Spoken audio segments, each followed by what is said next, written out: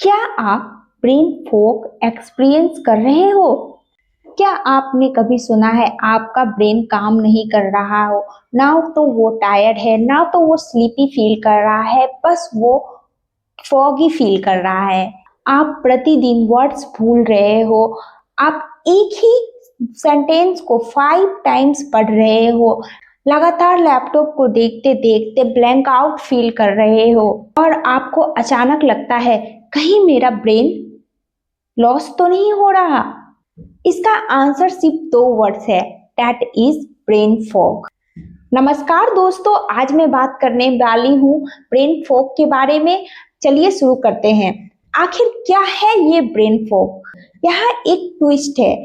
Brain fog कोई medical condition नहीं है, यह feeling, memory power and concentration में लगातार कमी, गिरावट आने को व्यक्त करने के लिए एक शब्द है। इसके लक्षणों में शामिल है भूलना, ध्यान केंद्रित न कर पाना, स्लो थिंकिंग।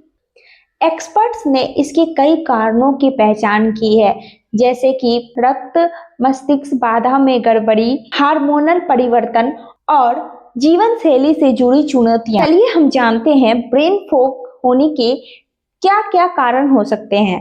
फर्स्ट कारण है लाइफ स्टाइल रिलेटेड प्रॉब्लम, जिसमें खराब नींद, असंतुलित आहार, अधिक तनाव, शैली निष्क्रियता शामिल है।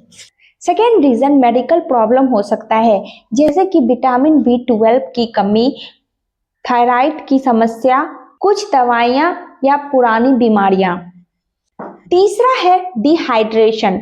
हमारा मस्तिष्क ज्यादातर वाटर से बना हुआ रहता है। जब इसमें डिहाइड्रेशन हो जाता है तो यह हमारे मस्तिष्क में सूजन और कोशिकाओं के कार्य क्षमता को प्रभावित कर सकता है। ब्रेन फॉग को हमें कब सीरियसली लेना चाहिए? जब यह लगातार लंबे समय तक होने लगे और हमारे रोजमर्रा के जीवन शैली को प्रभावित करने लगे तो हमें डॉक्टर की सलाह लेनी चाहिए। कुछ मामलों में यह गुप्त स्वास्थ्य समस्याओं से संबंधित हो सकता है, जो कि एक रक्त जांच जैसे कि विटामिन की जांच और थायराइड की जांच से आदि से पता लगाया जा सकता है। क्या हम ब्रेन फॉग को परमानेंटली ठीक नहीं कर सकते हैं?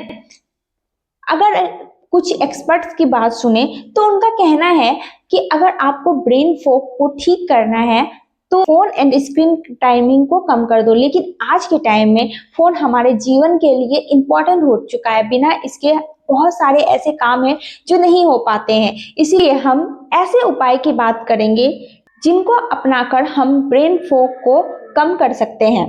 फर्स्टली हम कर सकते हैं अपने लाइफ स्टाइल में सुधार करके, जैसे कि हर दिन नियमित और अच्छी क्वालिटी का नींद लेना। स्लीपिंग को हम अपने सेकेंड जॉब की तरफ रेफर करेंगे, क्योंकि सबसे ज्यादा अगर माइंड को रिलैक्स फील होता है तो वो सोकर मिलता है। दूसरा, तनाव कम करके रेगुलर मेडिटेशन, सांस लेकर और नियमित माइंडफुलनेस एक्टिविटीज कर हम अपने आप को स्ट्रेस रिलीव कर सकते हैं, जिससे हमें ब्रेन फॉग को कम करने में मदद मिलेगी।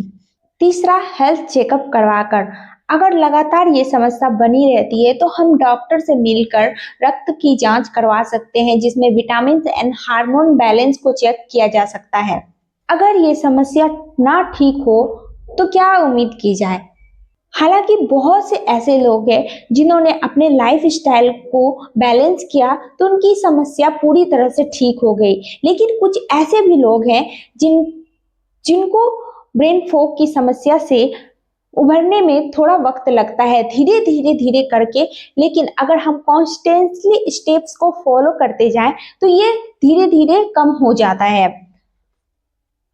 आज के टाइम में हमें अपने हेल्थ के साथ साथ अपने ब्रेन के हेल्थ के बारे में भी ध्यान रखना चाहिए। पॉल्यूशन सिर्फ वातावरण में फॉग नहीं ला रहा, हमारे दिमाग में भी फॉग जमा कर रहा है। इसलिए हमें चाहिए कि हम अपने माइंड को क्लियर करें, क्लीन करें और उसे प्योर ऑक्सीजन पहुंचाएं।